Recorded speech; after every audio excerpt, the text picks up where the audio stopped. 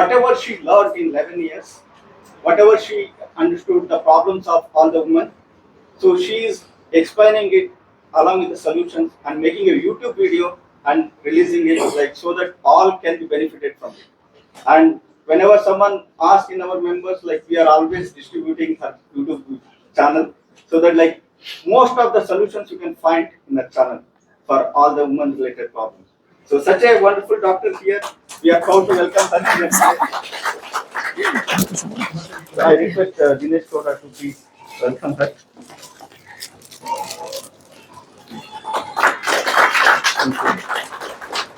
Thank you. Not a lot. I can start.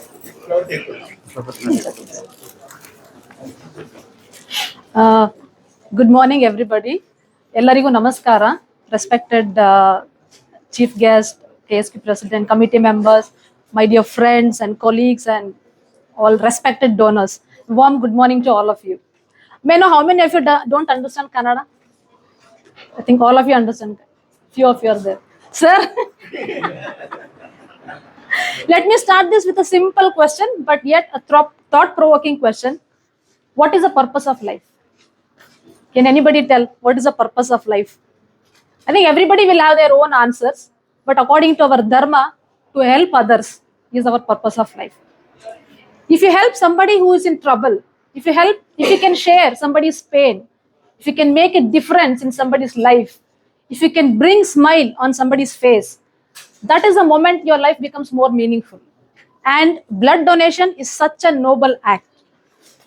It is like a ray of light for a person who is in darkness. It is giving life to a person who is dying.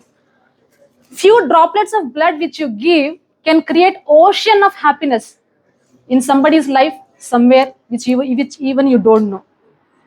And today's world is a era of technology, and science has advanced so much that you know that AI videos, they create people in the video who doesn't even exist.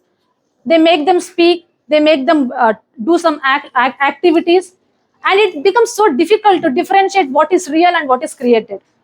Even though the technology has evolved so much, till now, it has not been possible to produce blood or synthesize blood in laboratory. If you have to give blood to someone, it has to come from another human being. And another beautiful thing about blood donation is, unlike other organ donations, you can donate blood multiple times. Unlike when you donate kidney or when you donate liver, ಒಂದ್ಸಲ kidney ಕೊಟ್ರೆ ಮುಗೀತು, ಮತ್ತೆ ಇನ್ನೊಂದು kidney ಕೊಡ್ತೀನಿ ಪದೇ ಪದೇ ಕೊಡ್ತೀನಿ ಅಂತೆಲ್ಲ ಮಾಡ್ಲಿಕ್ಕೆ ಆಗೋದಿಲ್ಲ. Because the kidney which is remaining in you need that kidney for you to survive. But blood donation is not like that. So you can give it multiple times, the blood. So can any one of you tell me how many times maximum a person can donate blood in his lifetime, in his or her lifetime? Anybody have any idea? There is no limitation for that. So once you are eligible to give blood, you can give it multiple times. And there is a person by name James Christopher Harrison. He is an Australian. Do you know how many times he has donated his blood or plasma? He has donated 1,173 times. He has a story. When he was a child of 14 years, he underwent a major surgery of his chest, and he required so much of massive blood transfusion from the donated blood. So he was moved by that incident in his life, and he made an oath for himself that when he reaches the age of eligibility, he will start donating blood. So when he became 18 years old, he started donating blood. Every 3 weeks, he used to give his plasma. After first few donations, it was noticed that his blood contained antibodies which are useful to treat something called as hemolytic disease of newborn. That is a disease when a Rh negative mother has a Rh positive baby, the antibodies in the mother body can enter the baby body and the baby can die inside. So it is such a serious situation. And his antibodies were used to treat this disease, and he has saved more than 2 million babies. Imagine, such a noble act. Definitely he will be in heaven today. He donated blood till the age of 81 and he died at the age of 88. ಈ ರಕ್ತದಾನ ಮಹಾದಾನ ಅಂತ ಸುಮ್ಮನೆ ಹೇಳೋದಿಲ್ಲ. ಒಬ್ಬ ಮನುಷ್ಯ ಒಂದು unit ರಕ್ತವನ್ನ ಕೊಟ್ರೆ you can save at least 3 to 4 persons life. depending upon the component of the blood which he receives. When we donate blood, they are actually, it is called as blood component therapy, which is processed in separated. The components are separated to red blood cells, platelets, then fresh frozen plasma and cryoprecipitate. So these separate components are given to different patients in whom it is indicated, and it can save multiple life of multiple individuals. It's such a noble act. So what are the indications? Doctors just doesn't decide to give blood just based, just not left and right. There are certain indications, and carefully they select the patients to donate, to give blood transfusion. I mean, if the hemoglobin is less than 7, and if the patient is symptomatic, if there is shortness of breath, feeling tired, fatigue, giddiness, if the patient is symptomatic and if blood HB is less than 7, they decide to donate give blood transfusion. Another important condition is during surgeries, during major surgeries, when there is high risk of excessive blood loss. And being an obstetrician, I need to mention another thing, especially after delivery. Once the patient delivers the baby, some woman can bleed like a tap of water. When you open the tap, how the blood flows, like that, some woman can bleed and it can lead to death of few women. So in such situations, especially in obstetrics, this is one specialty where we use blood more frequently. So the other situations can be in patients with trauma or accidents where they are bleeding more. And in sometimes even for the unborn babies, we give intrauterine transfusion. And some patients who doesn't have clotting factors in their body. Whenever you have bleeding, what happens if you just press, the bleeding will stop.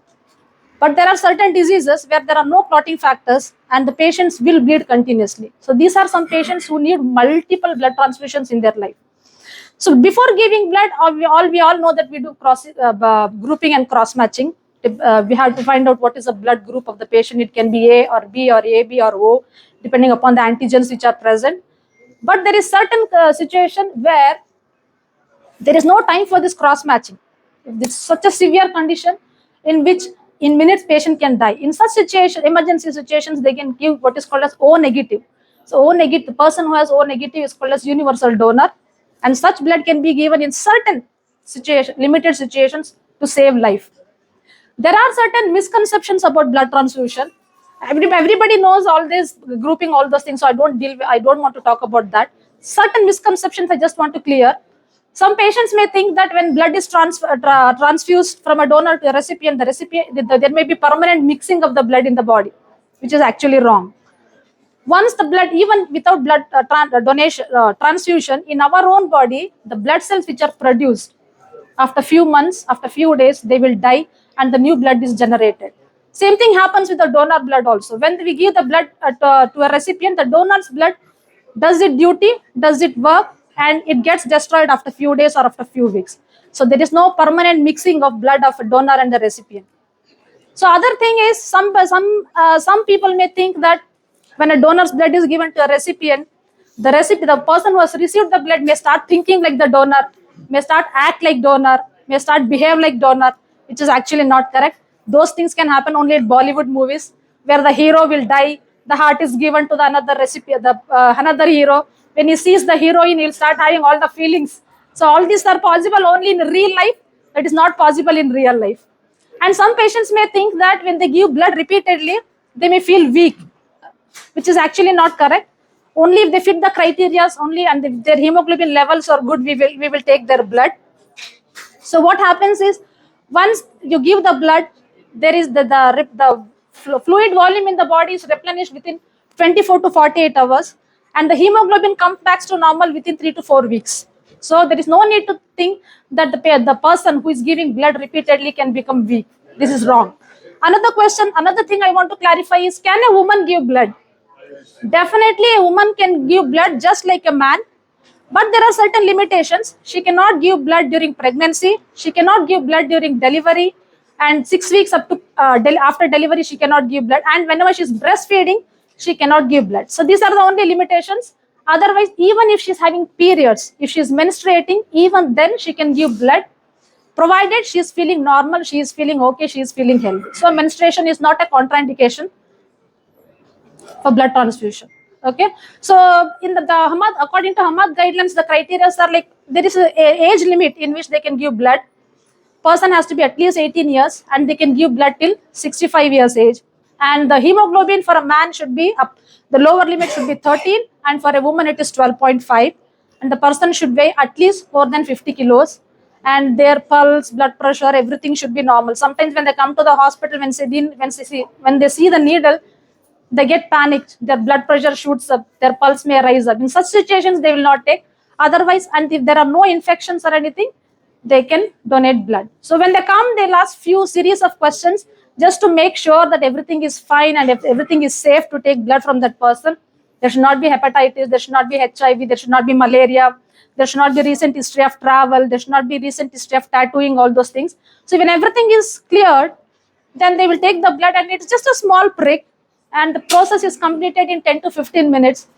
They draw around 350 to 450 ml of blood, and once the blood they have taken the blood, they will observe you for 15 to 20 minutes. They will observe your vitals. If you're feeling okay, if you're not feeling giddy, if you're not feeling weak, you can get up, walk around, eat and drink, and then the rest of your day will be normal like any other day.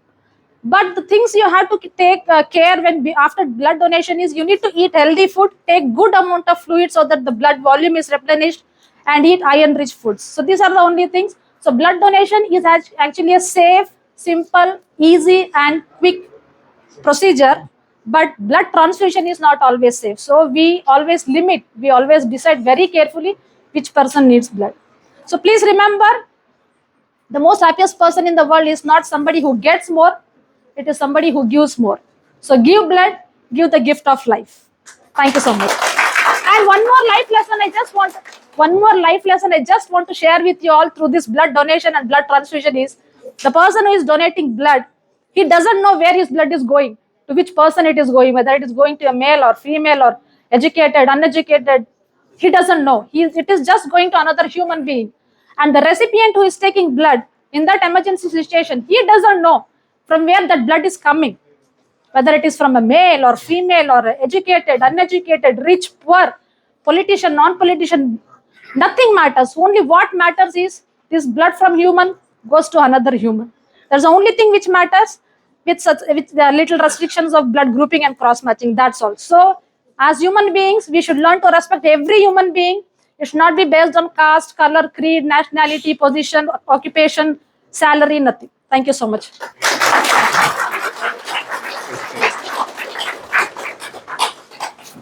Thank you so much for Dr. Rohini to create an awareness about the blood donation and various things. Thank you so much. It was wonderful. Anybody have any questions for Doctor in specific?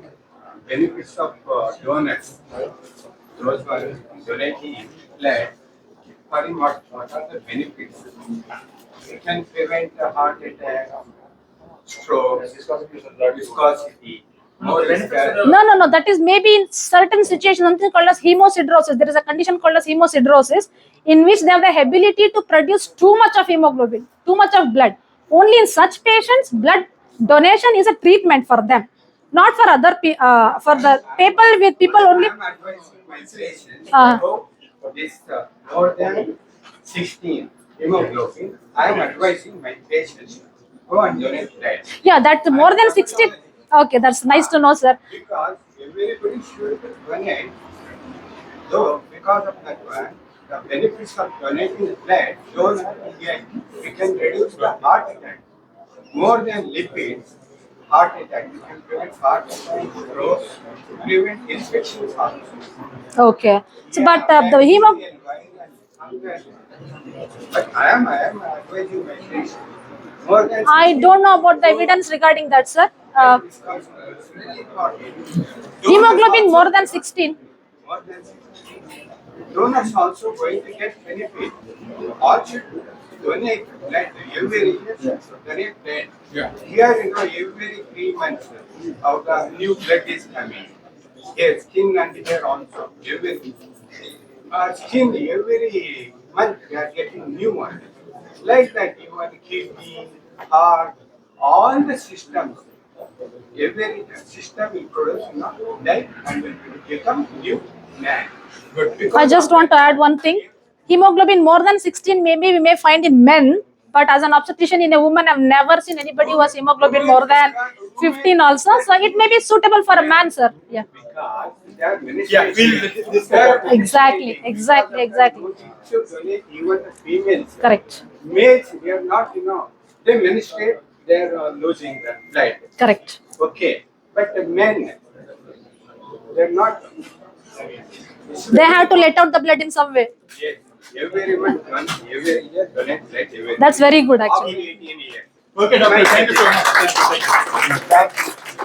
Thank you for the good information. So now I request our President Ravi Shetty to present a small token of gratitude for Dr. Rohini. Thank you so much. Thank you, sir. Thank you for the opportunity.